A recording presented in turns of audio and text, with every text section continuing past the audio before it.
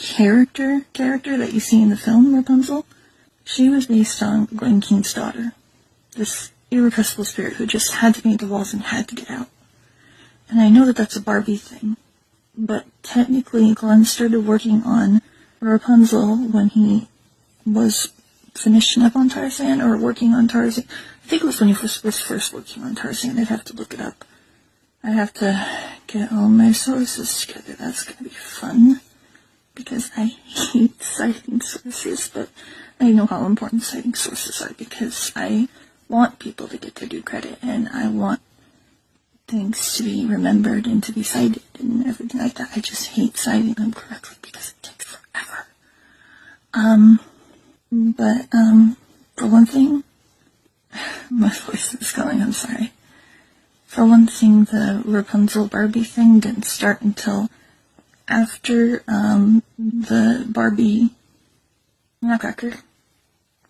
And the Nutcracker came out, I think, 2000. And then I think Barbie came out 2002 or 2003.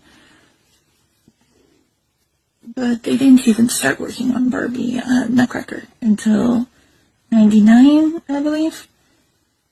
Yes, because 96 is when Glenn started working on Rapunzel. So that was when he was working on Tarzan. And technically, ideas move. Swan Princess was originally going to be Disney, but then Frank Rich got fired for mouthing off. I was looking into it, and there has to be some kind of crossover, because technically Glenn was working on it first. And they didn't even start working on Barbie Rapunzel until after Barbie Nutcracker. And I think while Jean Gilmore didn't work on Tangled, I don't believe, I'd have to look that up, she worked on Tarzan. I believe. So I think that's at least one line of crossover somewhere. I'm not accusing her of leaking Glenn's story or anything like that. I feel like there just has to be more to the story based on the facts of what I've seen and what I've heard and everything, and my own research. So, okay, so she paints. Technically, the first painting Rapunzel was Zell, and I think that was 96, 97, when was that? I'd have to look that up. It's, this very dark, very dark, take on Rapunzel. Like, it's not a fun one. This Rapunzel actually goes streaking through the tower and streaking her own, stuff on the wall, including her own blood, because she's going insane from being alone. It's called Zell, and I'd have to look up the author's name. So technically, that was even first. And I think I even found something before that. It was some school play or something, so I don't really know if I really want to cite that entirely, because I don't know how to do that. Because I like researching this stuff. I like seeing how far back I can find things and everything, and, oh, that's another thing. So I'll put up my image that I made forever ago up there. Made it back when I was still nerding about. They both wear purple. Well, technically, nobody owns the color purple. And also, if you look up Rampion Bellflowers, which is where Rapunzel comes from, it comes from the word rampion, Rapunculus, Capenula Rapunculus. My voice is going, I'm so sorry. So,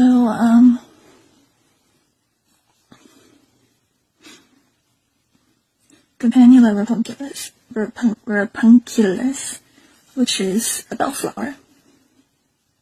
Actually, Capenula,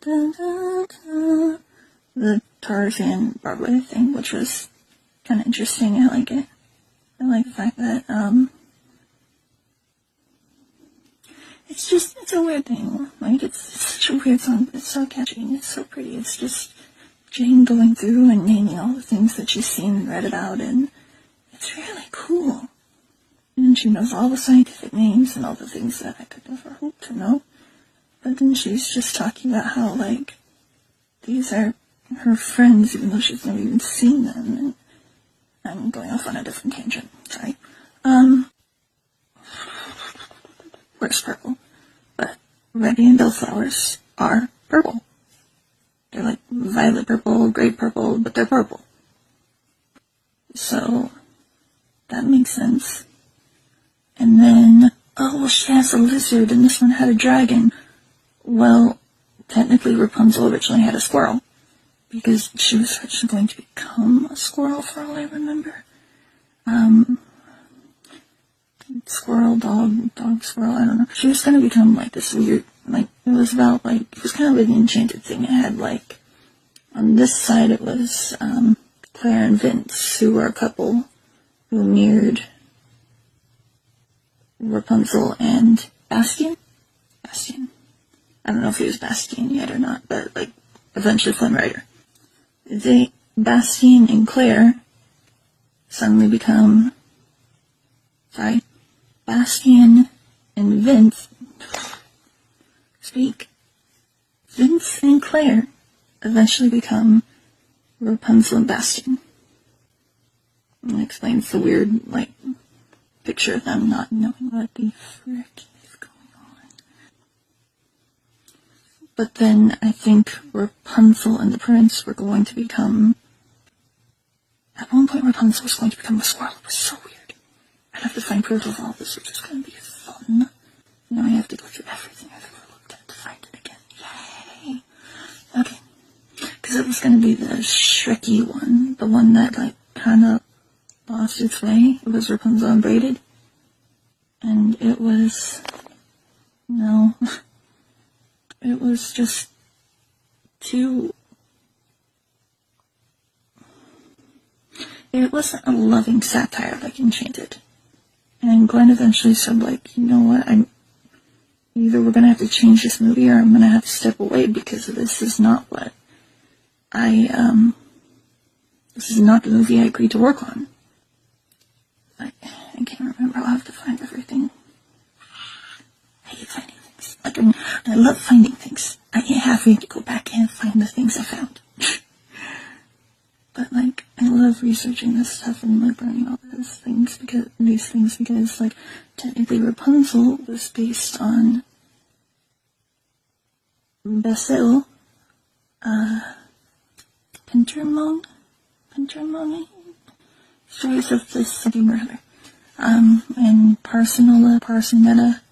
I have to go through and put things where they belong again, yay.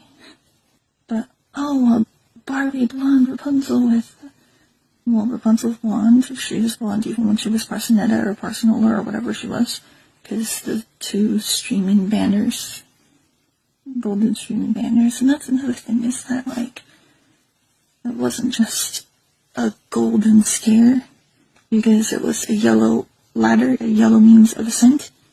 A lot of things that I've seen golden stare were more like comparisons to, like, heavenly glory. Like, I'd have to look that up. You know what I mean? But, it's more than just yellow means of ascent. Of course, your hair is yellow, we go into that.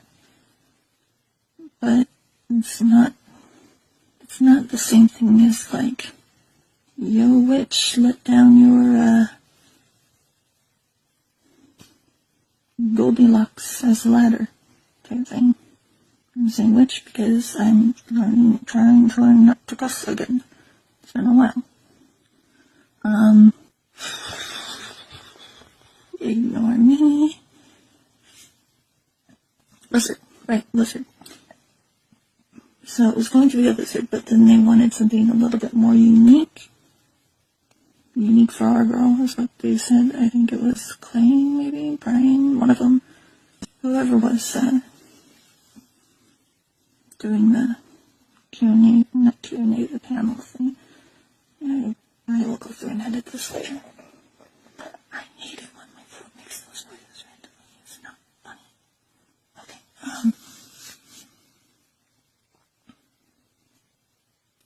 verbal, check. Painting, check. Lizard, right, lizard. Somebody had a chameleon named Pascal that they were bringing to work. And that became their Rapunzel's pet, because Rapunzel, in all the stories that I've seen so far, never had a pet except for a parakeet that ratted her out and had her go back to the witch and the prince die, and it was a weird story. But, a chameleon. In 1971, poet Anne Sexton wrote a poem called Rapunzel. And in that poem, Sexton compared the prince to a chameleon hiding in the trees, just waiting for the witch to be gone.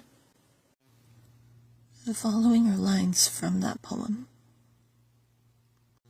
and a slight aside from a pretty Disney record album. Enjoy. Years later, a prince came by, and heard Rapunzel singing in her loneliness.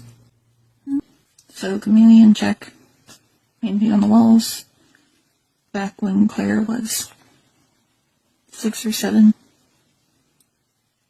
So, I'll go through and make this better later. I'm tired.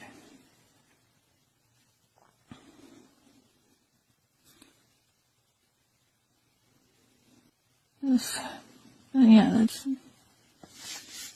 And also, I found other dolls that kind of look like Barbie Rapunzel, but they are dated beforehand. They're actually really beautiful porcelain dolls, and dolls and toy fairs and things like that kind of go hand in hand. So maybe if they had like some porcelain Barbie doll they were showing off at some porcelain doll convention, you might have seen these.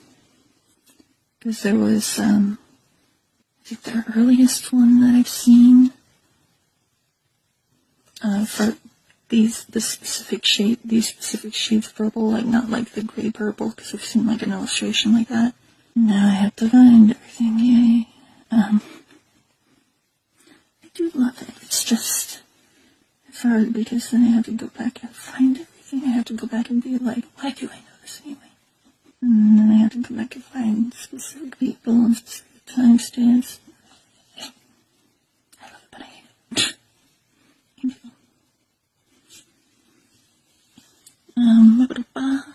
Praying, floating voices, ignore.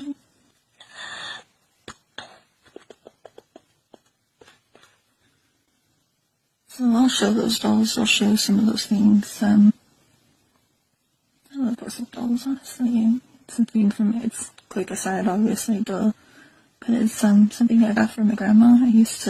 She had so many porcelain dolls, and I used to sleep in my room, and it was just so peaceful and quiet and sunny, and I just loved to like nap in the sunshine and look around at all the dolls, and I could technically take my nap and be entertained without getting in trouble, because I could look around and see all these beautiful dolls and just get to see all these beautiful things and drift off to sleep happy and safe. I think that when I think of happy naps, I think that's what comes to mind the most. So of course I love porcelain dolls and things like that, and I know some of them are ugly, and I know some of them are downright creepy. But I think they should be respected. And I think sometimes there are certain ones that look prettier than others. But like, I never understood why people were so creeped out by them until I started like growing up and hearing all these horror stories. Like, oh, Annabelle, like, pop culture references and things like that. So then eventually you kind of research things for yourself, and then you kind of almost wish you didn't. But then you also understand a little bit why people are creeped out. Like, I mean, it's like, oh, clowns, why are people afraid of clowns? Why are people afraid of mimes? And then it's like, ew, creepy horror story. Got it.